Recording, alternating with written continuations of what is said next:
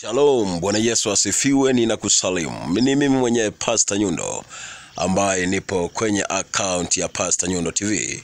Basi nikawa natamani nikushirikishe ndoto hii ambayo watu wengi wanaweza kawa wanaota. Mtu yuko ndani ya nyumba yake, lakini mara nyingi anaota ndoto kule chooni kama kuna joka kubwa limezunguka kule chooni, au anaweza kaona lipo ndani ya shimo la choo, au anazunguka kwenye mazingira ya chooni.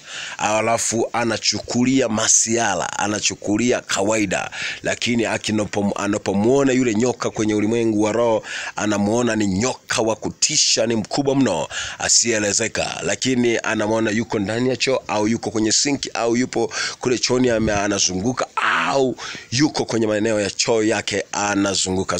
Sikiliza, nikuulize swali. Kule chooni haujawahi kusikia watu wanaanguka na kuteleza na kufa huko?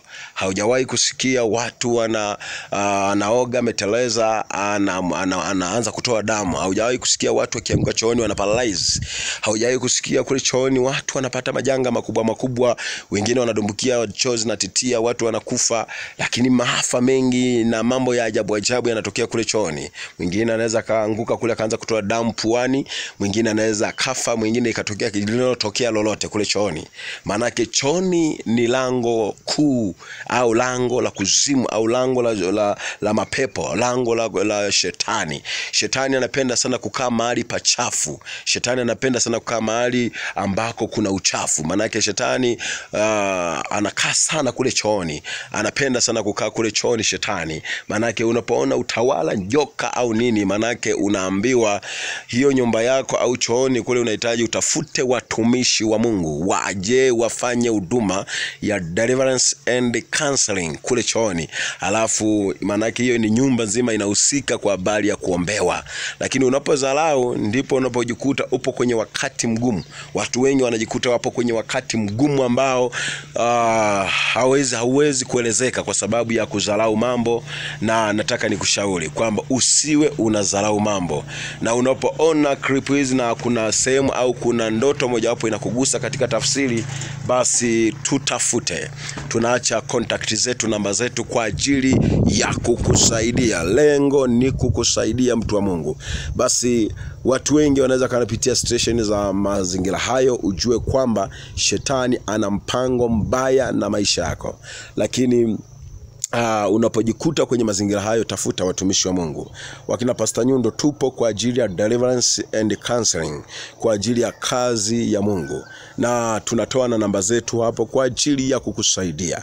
Unapomwona nyoka yupo mahali fulani, manake ni kwamba hapo mahali pameshatekwa, papo chini ya utawala wa shetani.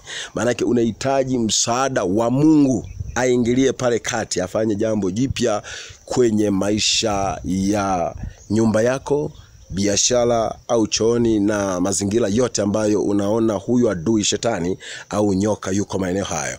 Basi yawezekana ukasikia moyo wako kwa kupenda, kwa kutamani usapoti huduma hii ili ifike mbali, iende mbali. Yes, unaweza ukafanya na kutenda kupitia namba hizi, ukatoa sadaka yako na ikamgusa Mungu.